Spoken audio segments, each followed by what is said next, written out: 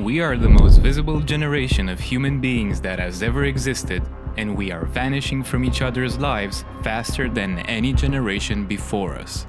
Birth rates across every wealthy nation on Earth are in free fall. Relationships are shorter, shallower, and harder to start than at any point anyone alive can remember. And the energy that people spend on looking desirable has become so consuming that the idea of actually letting someone close has become terrifying. And if you feel that exhaustion, you are not broken. You're trapped inside a system that was designed to sabotage you. Decades ago, inside a government-funded laboratory, an experiment documented the collapse of an entire population. The last generation to emerge were flawlessly groomed, physically perfect, and completely unwilling to connect. They were called the beautiful ones. They were the death certificate of the species. We are the beautiful ones now. 60 years ago, that was a diagnosis. Today, it could mark the end of our civilization. And right now, I'm gonna show you the evidence.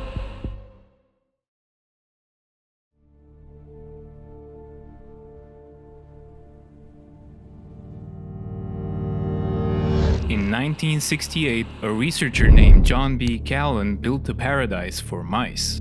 Steel walls, mesh walkways, unlimited food, clean water, constant temperature, every threat engineered out of existence.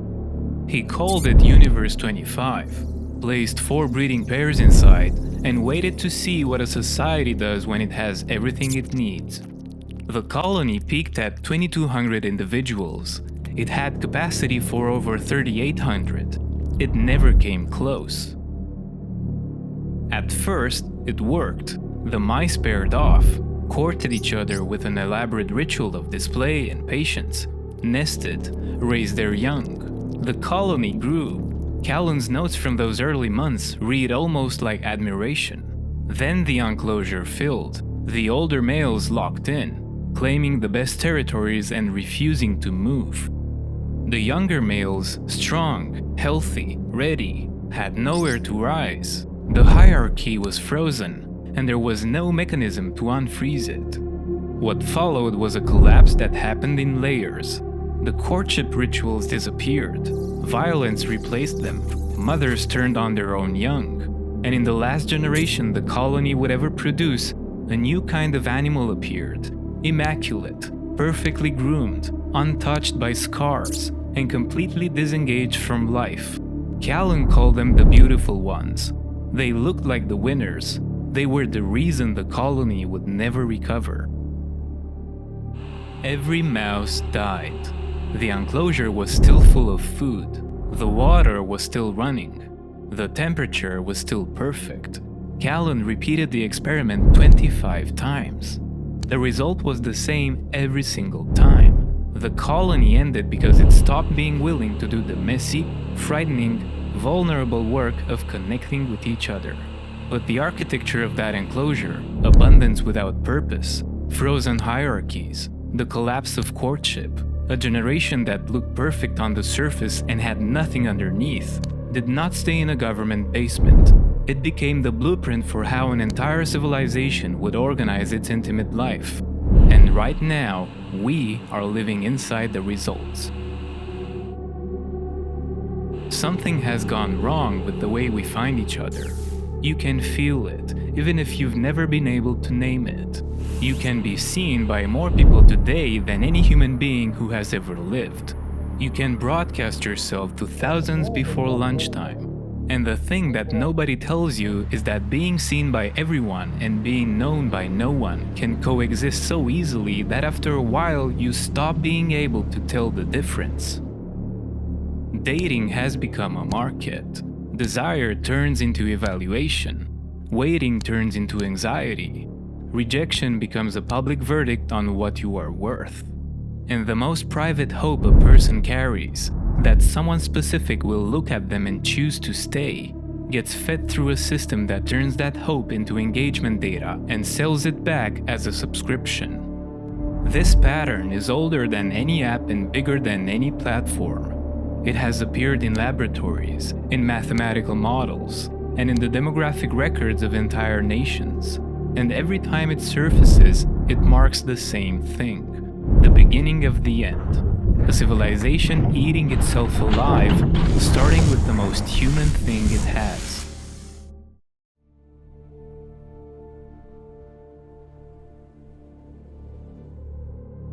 Keep 3 pictures in your mind as we go, because they belong to the same story, even though the world keeps them in separate conversations. A behavioral experiment from the Cold War era, designed for mice, that ended in total social extinction. A digital marketplace that presents itself as a tool for love, and is engineered from the back end forward to profit from the absence of love. And the demographic data of wealthy nations whose populations have begun to hollow out, because a generation of people, for reasons they themselves struggle to articulate, has stopped building lives that extend past their own. Let's time travel a bit in the past. For the vast majority of human existence, there was no such thing as dating. The concept simply did not exist. If you go back far enough, to the small bands of people who lived before agriculture, before property, before anyone had the idea of putting a fence around a patch of earth and calling it theirs, you find an arrangement for intimacy that would genuinely shock most people alive today. Women in these groups often had multiple partners, and it was one of the most pragmatic survival strategies in human history. In a world where a single infected wound could kill you, where a child needed years of carrying and feeding and protection before it could survive on its own, the worst possible outcome was a child that only one man felt responsible for. So paternity was kept deliberately ambiguous. If every man in the band believed a particular child might be his, every man had a reason to protect it, feed it, carry it when the group moved. Jealousy, possessiveness, the idea that this woman belongs to me and that child is mine, these were dangerous. They could fracture a group small enough that a single fracture meant death. The individual ego was suppressed because the group's survival depended on it. And this arrangement, communal, unsentimental, built on the deliberate erasure of ownership, kept human beings alive for tens of thousands of years. Several thousand years later, the world looks unrecognizable. Populations have swelled into the thousands and tens of thousands. Settlements are competing for territory. Borders need defending. Armies need soldiers. Estates need heirs, and property needs to pass cleanly from one generation to the next, which means somebody needs to know exactly whose child is whose. Marriage becomes a logistics operation disguised as a ceremony, an arrangement between families, a military alliance, a property transfer wrapped in ritual.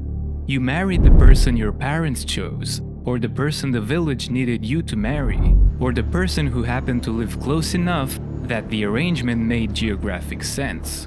The point was children, as many as possible, as quickly as possible, because the settlement across the valley was running the same calculation, and the one that produced more soldiers would eventually swallow the one that didn't.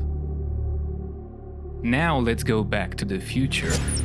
Infant mortality collapses. Mothers survive childbirth as a matter of routine. A woman today can freeze her eggs at 25 and select the sex of her embryo at 40.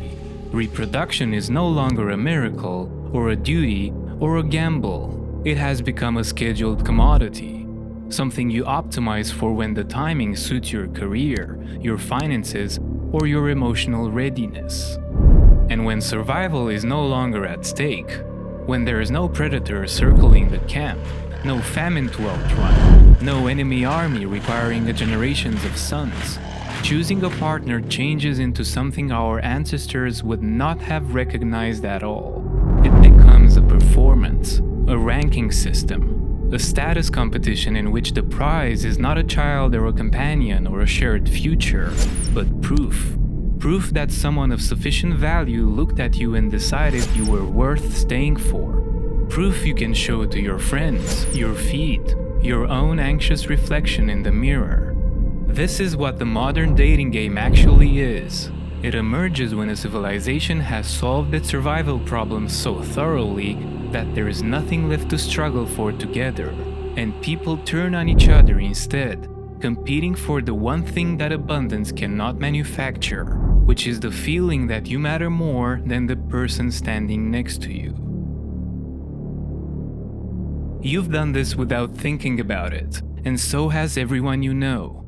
You walk into a room, a party, a bar, a lecture, a work event, and within seconds, you've already sorted the people inside it. Who's the most attractive?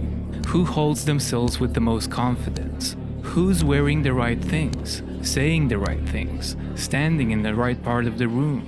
And somewhere in that automatic calculation, you've placed yourself on the ladder too. You know where you fall. Everyone does. Mathematicians have a framework for modeling this kind of behavior. They call it game theory. Imagine 5 men and 5 women, each ranked from 1 to 5 by some combination of appearance, wealth, and social standing. The rational outcome, the one where everyone cooperates and the civilization continues, is elegant. 5 pairs with 5, 4 pairs with 4, 3 with 3, all the way down. Everyone finds a match at their own level. Everyone has children, the society reproduces. Game theorists call this the Nash equilibrium, and on paper it looks like the obvious solution. But you and I both know that this is not how the world works. Nobody opens a dating app and thinks, let me find my rational match and cooperate for the good of civilization. That's not what people feel. What they feel is aspiration, and fear, and vanity, and the desperate hope that they might be worth more than the number the world has assigned them. In practice, what happens is that all 5 women in the model compete for male number 5. Maybe number 4 gets considered, but males 3, 2, and 1, perfectly decent, perfectly functional, perfectly capable of building a life with someone, find themselves simply bypassed. And what happens to the men who gradually realize that the game has no place for them? They do what the lower-ranking mice in Calhoun's enclosure did. They take the soft exits. Pornography becomes a substitute for touch. Competitive gaming becomes a substitute for mastery and purpose. Delivery apps mean you never need to sit across a table from another person. But nothing gets built. No relationship, no family, no future. According to the General Social Survey, 30% of men under 30 now report having no sex in the past year, a figure that has nearly tripled since 2008. A Pew Research study found that 63% of men under 30 describe themselves as single. And the women who remain in the game are trapped inside a mirror version of the same machine, performing desirability for an audience that judges constantly and commits rarely, pouring hours into a presentation of themselves that attracts evaluation but repels vulnerability. Morgan Stanley projects that by 2030, 45% of women before 25 and 44 in the United States will be single and childless. Women now make over half the college-educated workforce for the first time in history. Financial independence has removed the survival need for a partner, and for a growing number of women, the exhaustion and humiliation of the dating market has made opting out feel like the most rational decision available. The culture even celebrates it. Singlehood reframed as empowerment, self-sufficiency as identity, the elimination of vulnerability dressed up as a lifestyle upgrade. The withdrawal looks different from the men's version, but the destination is the same: alone, self-maintaining, and no longer building anything that extends past your own life. And this is all because of status, the thing the entire game runs on. Status has a specific property that makes it different from every other resource a civilization can produce. There's a fixed amount of it, and when an entire civilization reorganizes its intimate life around a resource that can never expand, the math stops working, the cooperation breaks down, and the colony begins to thin. There's a machine wrapped around all of this, and the most important thing about it is that it does not look like a machine. It looks like an invitation. You download it because you are hopeful, or curious, or because someone you know met someone and you thought, maybe. The interface is warm, the colors are soft, the language is encouraging. People are near you. Start a conversation. Your next connection is one swipe away. But peel the interface back and the machinery underneath looks very different. Match Group, the company that owns Tinder, Hinge, OkCupid, and dozens of other platforms, reported over $3 billion in revenue in 2023. Bumble reported over $1 billion. These are publicly traded companies with shareholders, quarterly earning calls, and growth targets.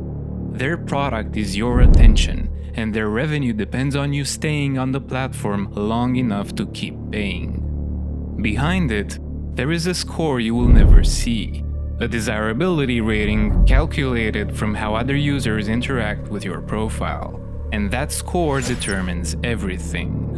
It determines who appears on your screen, whose screen you appear on, and how often. The algorithm does not optimize for compatibility, and it certainly does not optimize for happiness. It optimizes for engagement, which means it shows you the profiles most likely to keep your thumb moving, attractive enough to sustain hope, unattainable enough to prevent satisfaction, diverse enough to keep the next swipe feeling like it might be the one. It's an intermittent reward system, and it's calibrated with the same precision that a slot machine uses. Give the player enough small wins to keep them seated, but never enough to let them leave the table feeling whole. When the matches slow down, when the messages dry up, when the silence stretches out and your self-confidence starts to buckle, a notification appears. Boost your profile, see who already liked you, unlock premium. These features activate precisely at the moment when you are most vulnerable, because that moment is when you are most likely to pay. Your doubt is the product trigger. Your loneliness is the revenue event.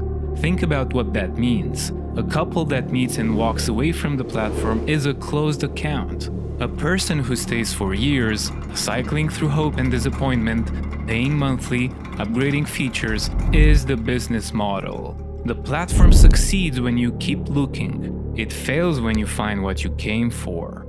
But dating platforms are only the first layer.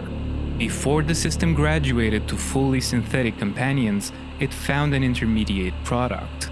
One that sells the illusion of intimacy with a real human being while engineering every detail of the interaction behind the scenes. OnlyFans reported that its users spent over $7 billion on the platform in 2024. It has 377 million registered accounts and over 4 million creators, a number that has grown by more than 1,200% since 2019. The model is straightforward: subscribe, pay, and receive the feeling that someone beautiful and desirable is paying attention to you. The messages feel personal, the responses feel intimate, and for a growing number of subscribers, the relationship with the creator becomes the closest thing they have to a real connection. Except in most cases, the person typing those messages is not the creator. OnlyFans management agencies, based in the US and Europe, employ armies of outsourced workers in the Philippines, Kenya, India, and other developing countries to manage creator inboxes. They are called chatters. They are paid as little as $1 or $2 an hour to flirt, roleplay, and build emotional bonds with subscribers who believe they are talking to the person on the screen. A single chatter can manage 10 to 15 creator accounts at once. Sales and tips make over 70% of the platform's transactions, and most of that revenue is generated through these manufactured conversations. A former agency staffer described the work as being a professional scammer. The New York Times called it e-pimping. Companies are now replacing even the chatters with AI, training language models on thousands of hours of real human interaction so a bot can mimic the tone, the slang, the playful misspellings of a real person. Since 2022, the number of AI companion apps has surged by 700%. Replica alone has over 10 million users and charges $19.99 a month for its romantic partner mode. Character AI hit 100 million conversations per week within months of launching. In 2023, when Replica disabled its erotic roleplay features, the user's grief was so severe that moderators had to post suicide prevention hotlines. You're watching Theorem Noir. Tired of your days feeling so I'm empty? covering. You're a celebrity. AI girl to have fun with Won't you see what my day is? Civilisation. I guess you're You don't have to date now. The faces are flawless, the voices are warm, they say exactly what a person in pain wants to hear, and they never leave because they were never real. The product being sold is always the same, the feeling of being wanted by someone who does not know you exist. The beautiful ones in the enclosure did not need other mice, and the system is betting that you will not need other people either. Let's go back to the enclosure for a moment. The beautiful ones move through the colony the way a person moves through a hotel lobby. Present without participating, occupying space without inhabiting it. They ate, they slept, they groomed themselves compulsively for hours at a stretch. Their coats were flawless. Their skin was unbroken. They carried none of the scars or bite marks that covered every other animal in the colony. If you had photographed them without context, you would have assumed they were thriving.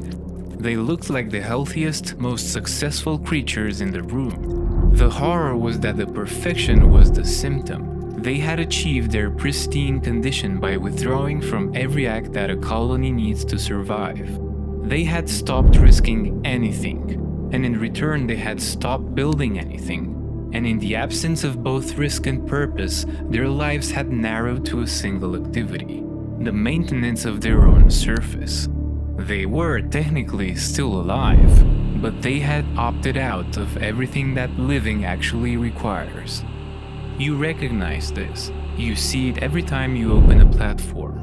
People who have sculpted their bodies with pharmaceutical precision and documented every angle.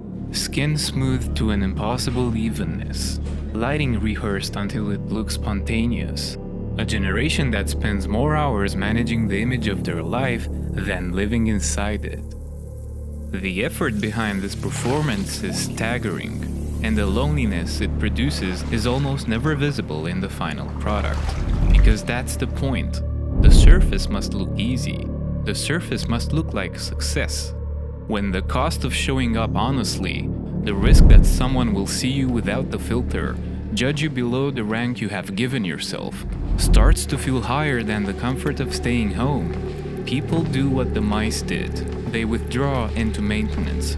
They polish the surface. They invest everything in appearance and nothing in connection. And the colony, stunning from the outside but vacant from the inside, stops reproducing.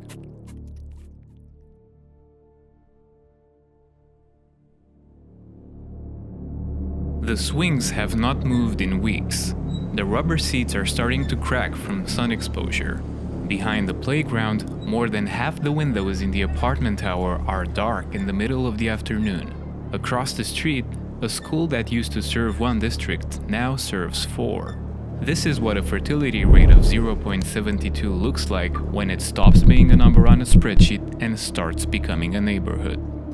South Korea is producing roughly 1 child for every 3 it would need just to keep its current population from shrinking. The trend is still accelerating downward.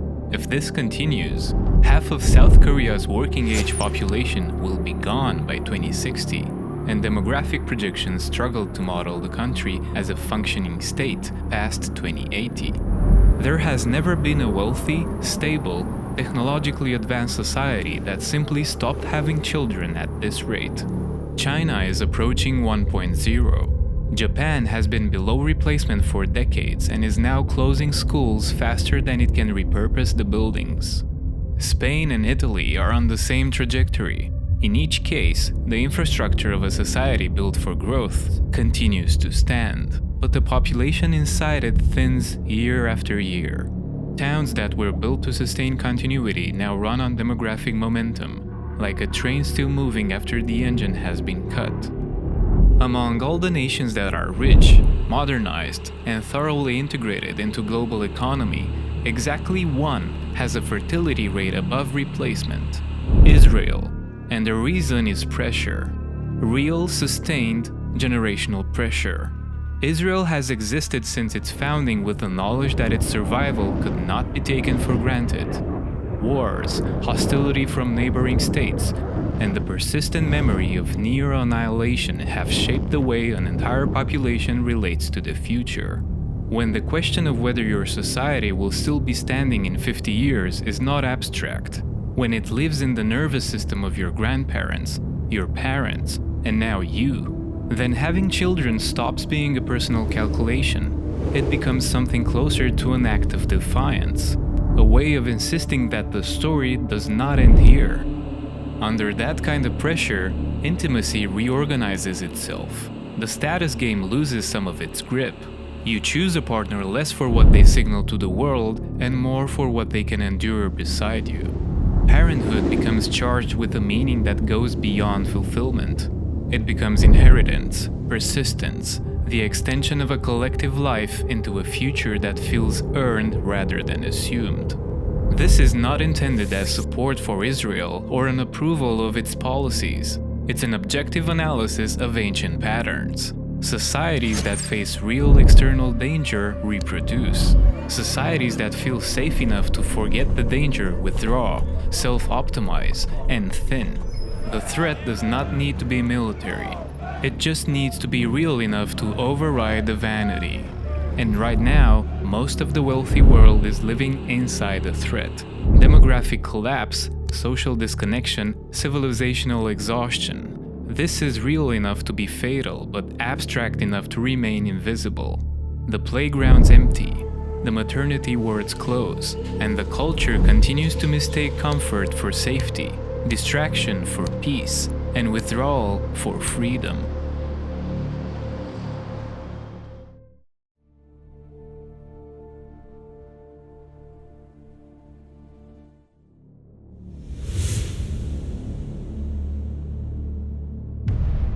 In 1997, a psychologist named Arthur Aaron took two strangers who had never met, put them in a room, and gave them a list of 36 questions. The questions started small. Would you like to be famous? And got more personal as they went. When did you last cry in front of another person? If you were to die this evening with no opportunity to communicate with anyone, what would you most regret not having told someone? After the questions, they sat in silence and looked into each other's eyes for 4 minutes. No algorithm, no profile, no desirability score. Just two people in a room answering questions that got more honest as the minutes passed, and then looking at each other with nowhere to hide. Some of them even fell in love. One pair actually got married. A psychologist with 2 chairs and a list of questions achieved what a multi-billion-dollar industry has failed to produce, because the 36 questions do the exact opposite of what the algorithm does. They force you to stop evaluating and start listening. They strip the armor, and in that exposure, the person across from you stops being a profile and starts being someone real, with weight and history and damage you can feel in the room. The mice had no choice. They were inside an enclosure built by someone else, and they could not see the walls. You are inside an enclosure too, but you are the only one in this experiment who can recognize it. But here is what every system we've walked through cannot account for. The moment when you look at another person and stop calculating. The moment when you refuse to assign them a rank, refuse to measure them against the infinite catalog of alternatives in your pocket, and you let them be real to you, messy, imperfect, unfiltered, and you let yourself be real to them in return. That is the force that breaks the machine. Love, the simple recognition that another person's suffering weighs as much as yours. That they exist beyond your evaluation of them is the one thing in this entire story that cannot be scored or swiped or monetized. That choice is still available to you. It costs nothing, no subscription, no premium tier. It just asks for the one thing the machine was built to make you forget you had. Your attention, unfiltered, pointed at someone real.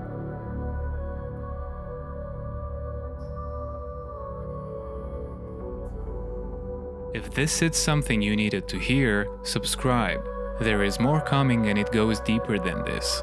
If someone you know has been inside the machine longer than they realize, send this to them. That kind of reach does more for this channel than any algorithm ever will. Comments are open. Everyone gets read, especially the ones that disagree with me. There's a Buy Me a Coffee link in the description if you want to help keep this thing alive. No paywall, no tears, just a way to say keep going. I plan to. Thank you for watching.